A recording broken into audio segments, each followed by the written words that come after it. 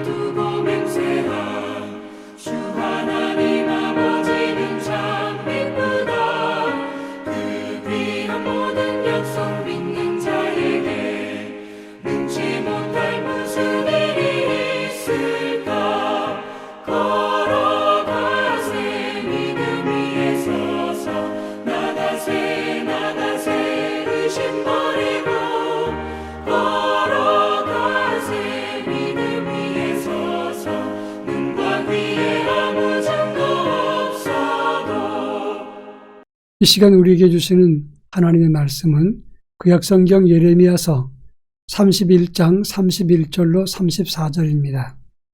예레미야서 31장 31절로 34절 말씀을 한 절씩 교독합니다. 제가 전체를 읽겠습니다.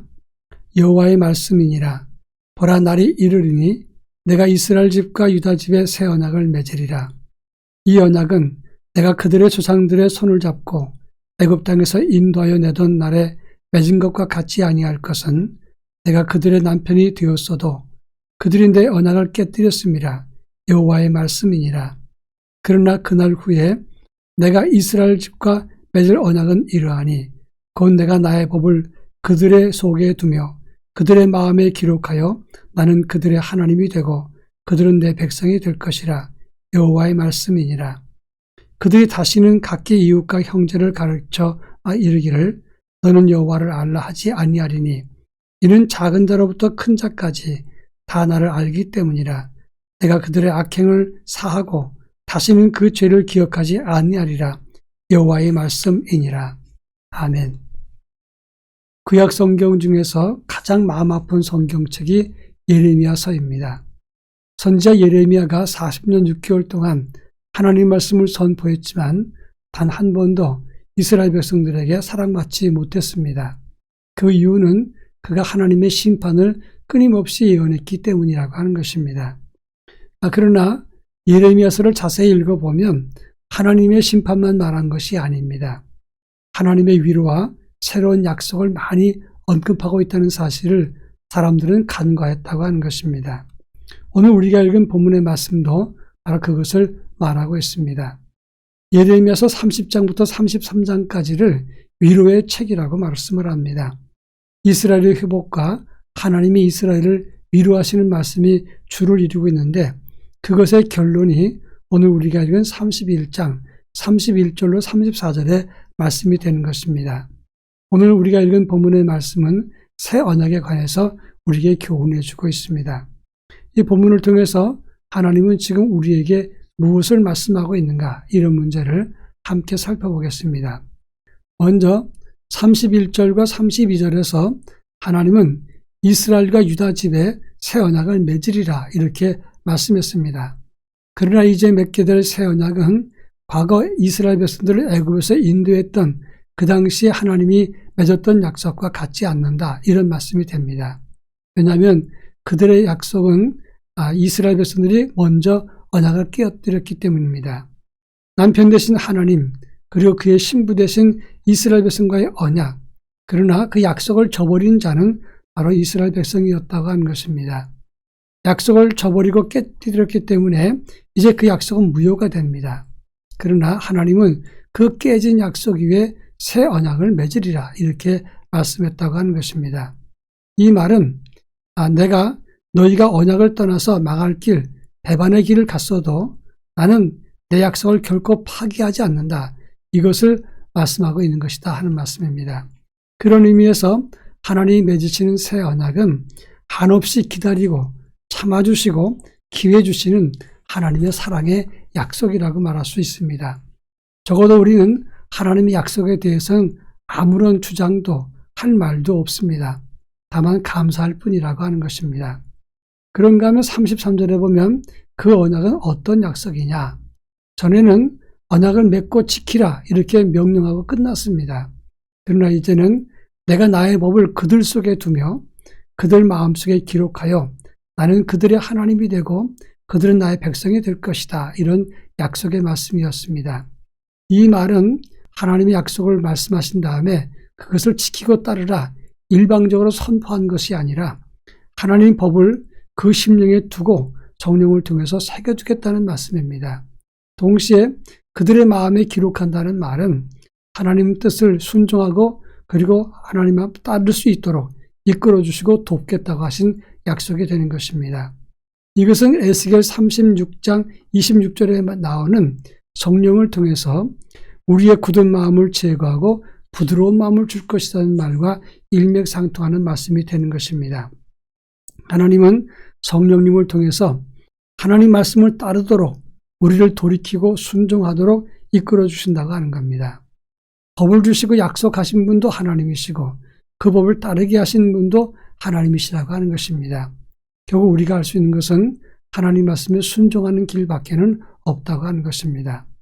마지막으로 34절에 보면 그들이 다시 각기 하나님을 알라 하지 않을 것은 작은 자로부터 큰 자까지 다 나를 알기 때문이라 이렇게 말씀했습니다. 이는 하나님의 사랑과 은혜를 그리고 하나님의 섭리를 모르는 사람이 없기 때문에 더 이상 이스라엘 백성들이 하나님을 알자, 힘써 하나님을 알자 이럴 필요가 없다고 하는 것입니다. 이 말은 하나님을 가르치지 말라 그런 뜻이 아니라 그만큼 하나님의 사랑과 은혜가 보편적으로 많은 사람들에게 알려져 있다는 것을 말하는 것입니다. 이것을 신학적 의미에서 설명하자면 예수 구원, 하나님의 사랑과 은총과 하나님의 섭리는 모든 사람이 다 알기 때문에 모른다고 핑계하지 말라고 강조한 것입니다. 하나님 말씀을 몰랐다, 구원의 길이 있는지도 몰랐다, 하나님 사랑을 못 느꼈다, 이런 핑계하지 말라고 선언하고 있는 것입니다. 그렇습니다. 하나님의 구원과 구원주 되신 예수 그리스도의 십자가 사건은 온 우주에 다 펼쳐져 있습니다. 보편적입니다. 그래서 더 이상 하나님을 알자 할 필요도 없이 이미 다 알려져 있다고 하는 것입니다. 우리는 그 알려져 있는 말씀을 붙잡고 핑계하지 말아야 한다고 하는 것입니다. 우리 인생은 늘 실패합니다. 그러나 하나님은 그 실패를 보시면서 그 위에 새롭게 하시는 새 언약으로 다시 시작하게끔 만들어 주십니다. 다시 시작하시는 하나님 앞에 더 이상 실망스러운 모습을 보여서는 안 되는 것입니다. 온전히 주의 말씀을 붙잡고 새 언약 위에 하나님을 그리고 하나님께서 베푸신 은혜의 길을 믿음으로 따르는 우리 모두가 될 수 있기를 바랍니다. 다 같이 기도합니다. 더 이상 실패하지 않는 신앙이 되게 하옵소서. 두 번째 기도 제목은 하나님의 새 언약을 붙잡고 믿음을 가지고 주를 따르게 하옵소서 기도할 것입니다.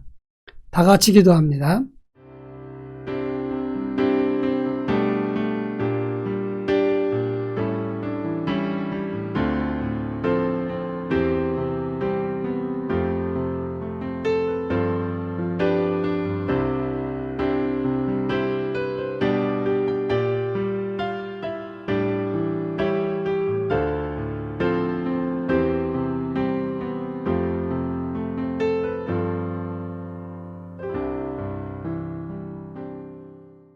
사랑 많으신 하나님 아버지 감사합니다.